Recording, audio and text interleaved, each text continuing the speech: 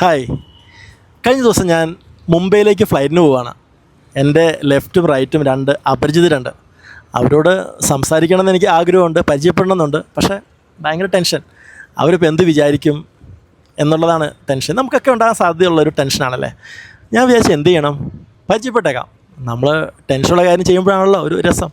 പരിചയപ്പെടാൻ തീരുമാനിച്ചു.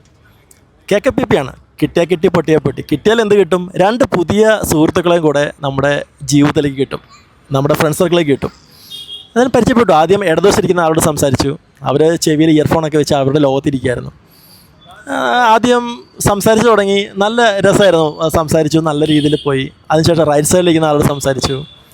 അവരും ഇയർഫോണൊക്കെ മാറ്റി നന്നായിട്ട് സംസാരിച്ച് തുടങ്ങി.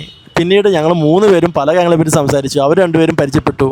വളരെ നല്ലൊരു സമയമായിരുന്നു കേട്ടോ. 2 മണിക്കൂറുണ്ടായിരുന്നു ട്രാവൽ. 3 പേരും ഞങ്ങൾ ഫ്രണ്ട്സായി. എൻ്റെ ജീവിതത്തിൽ 2 പുതിയ ഫ്രണ്ട്സിനെയും കൂടെ കിട്ടി. ഞാൻ ആ ടെൻഷൻ കാരണം അവരോട് മിണ്ടാതിരുന്നെങ്കിൽ എനിക്ക് 2 പേര് കിട്ടില്ലായിരുന്നു. യാത്ര കഴിഞ്ഞിട്ടും അവരെന്നോട് കോൺടാക്റ്റ് ചെയ്തു. നല്ലൊരു അവസരമായിരുന്നു സൗഹൃദം സ്ഥാപിക്കാൻ. നമുക്കൊക്കെ ആഗ്രഹമുണ്ട് അപരിചിതരോട് സംസാരിക്കണമെന്ന്. പക്ഷേ നമുക്ക് പൊതുവെ പേടിയാണ്, ചിരിക്കാൻ പോലും പേടിയാണ്. അവരെന്ത് വിചാരിക്കും, അവർ നെഗറ്റീവ് അടിക്കുമോ, ഇതൊക്കെയാണ് നമ്മുടെ പേടി. അവരിപ്പോൾ നെഗറ്റീവ് അടിച്ചാലിപ്പോൾ എന്താണ്, അത് അവരുടെ ഒരു ടെൻഷനാണ് കാണിക്കുന്നത്. അത് നമ്മൾ പേഴ്സണലൈസ് ചെയ്യേണ്ട കാര്യമില്ല. എന്നാലും നമുക്കൊന്ന് ധൈര്യപൂർവ്വം നമുക്ക് അതിലേക്കൊന്ന് ട്രൈ ചെയ്യുന്നത് നല്ലതാണ്. പുതിയ കുറേ ഫ്രണ്ട്സിനെ നമുക്ക് ഡെവലപ്പ് ചെയ്യാൻ വേണ്ടി പറ്റും. അതുപോലെ തന്നെ മറ്റുള്ളവർ നമ്മളോട് ചിരിക്കുമ്പോൾ, പരിചയമില്ലാത്തവർ ചിരിക്കുമ്പോൾ, അവർ നമ്മളോട് സംസാരിക്കാൻ ആഗ്രഹിക്കുമ്പോൾ നമുക്ക് പൊതുവേ പേടിയുണ്ടാകാൻ സാധ്യത വളരെ കൂടുതലാണ്. അവരുടെ ഉദ്ദേശം എന്താണെന്നൊക്കെ. ഉദ്ദേശം നമ്മൾ ആദ്യം തന്നെ ഗസ് ചെയ്യേണ്ട ആവശ്യമൊന്നുമില്ലല്ലോ. പിന്നീട് നമുക്ക് മനസ്സിലാക്കാമല്ലോ. അത് മതി. അങ്ങനെ ഒരു മോശം ഉദ്ദേശം ഉണ്ടെങ്കിൽ നമുക്ക് അവരെ പിന്നീട് ഒഴിവാക്കാൻ വേണ്ടി പറ്റും. പക്ഷേ എന്ന് പേടിച്ച് നമുക്ക് സൗഹൃദം ഒഴിവാക്കേണ്ട ആവശ്യമില്ല. ഞാനിപ്പോൾ ഉള്ളത് ബാംഗ്ലൂർ ചർച്ച് സ്ട്രീറ്റിലാണ്. ഇവിടെ ഒരുപാട് പേരുണ്ട്. ഇവിടെ ഈ ചെറിയ സ്ഥലത്ത് ഇപ്പോൾ ഈ വൈകുന്നേരം ഒരുപാട് പേര് ഇതിൽ യാത്ര ചെയ്യുന്നുണ്ട്. ആർക്കും പരസ്പരം അറിയില്ല.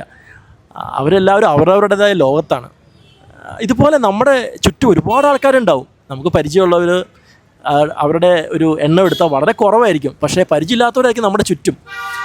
നമ്മുടെ കണക്ഷൻസ് പൊതുവേ വളരെ കുറവാണ്. ഒന്ന് ആലോചിച്ച് നോക്കിയാൽ കഴിഞ്ഞൊരു വർഷത്തിനുള്ളിൽ നമ്മുടെ ജീവിതത്തിലേക്ക് എത്ര പേര് പുതിയ സുഹൃത്തുക്കൾ കടന്നു വന്നിട്ടുണ്ടാവും. ഒന്ന് കണക്കെടുത്താൽ ഉള്ളവരെ തന്നെ നമ്മൾ മെയിൻറ്റെയിൻ ചെയ്യാൻ കഷ്ടപ്പെടുമായിരിക്കും. പുതിയ ആൾക്കാർ വളരെ കുറവായിരിക്കും. നമുക്കന്ന് ധൈര്യം വേണം. ഇതിന് ധൈര്യപൂർവ്വം ഒന്ന് മുന്നോട്ടേക്ക് പോകണം. ധൈര്യപൂർവ്വം നമ്മളൊന്ന് ഇനീഷ്യേറ്റീവ് എടുക്കണം. എന്തിനു വേണ്ടിയിട്ട്? പുതിയ സൗഹൃദങ്ങൾ ഉണ്ടാക്കാൻ, പുതിയ ആൾക്കാരെ പരിചയപ്പെടാൻ. അതുപോലെ തിരിച്ച് ആൾക്കാർ നമ്മളോട് പരിചയപ്പെടാനായി പരിശ്രമിക്കുമ്പം പോസിറ്റീവായി ഒന്ന് റെസ്പോണ്ട് ചെയ്യണം. ചിരിക്കുന്നവരോട് നന്നായിട്ടൊന്ന് ചിരിക്കാൻ, ഭയപ്പെടാതെ ചിരിക്കാൻ, തിരിച്ച് സംസാരിക്കാൻ. അതുപോലെ തന്നെ നമുക്കും അവരോട് തിരിച്ച് സംസാരിക്കാൻ, ചിരിക്കാൻ. ഇത് വളരെ ഇമ്പോർട്ടൻ്റ് ആയ ഒരു കാര്യമാണ്. നമ്മുടെ സൗഹൃദം ഡെവലപ്പ് ആകുമ്പോൾ നമ്മുടെ മെൻ്റൽ ഹെൽത്ത്, നമ്മുടെ പേഴ്സണാലിറ്റി ഒക്കെ പോസിറ്റീവായിട്ട് മാറുകയാണ്. നല്ല കാര്യമല്ലേ? കുറച്ച് ധൈര്യത്തോടെ നമുക്കൊന്ന് പരിശ്രമിക്കാം. എൻ്റെ അടുത്തൊരാളുണ്ട്, ഞാൻ ഒന്ന് പരിചയപ്പെട്ട് നോക്കട്ടെ കേട്ടോ. Hi, how are you? Your name? മലയാളിയാണോ? ഓക്കെ. നാട്ടിലെവിടെ? ഓക്കെ. എൻ്റെ പേര് റിക്സൺ. ഓക്കെ. സുഖമായിരിക്കണോ?